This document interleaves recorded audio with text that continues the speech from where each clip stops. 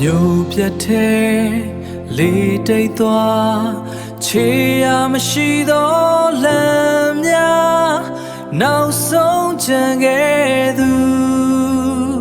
အလင်းမဲ့ကပါတဲ့မှာနေဝင်ချိန်နဲ့အတူမျောလင်းချက်ကိုတွေ့တယ်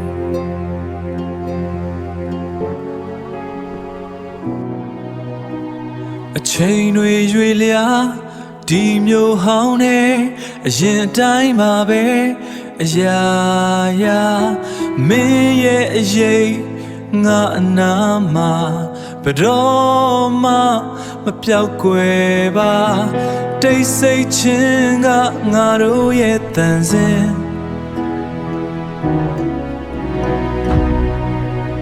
နောက်ဆုံးချန်ခဲ့သူ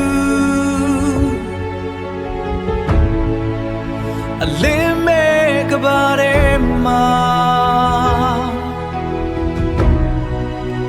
နေဝင်ချိန်နဲ့အတူ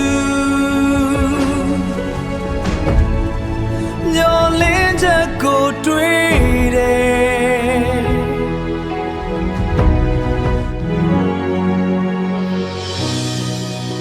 မပြန်လာနိုင်တော့တဲ့နေများ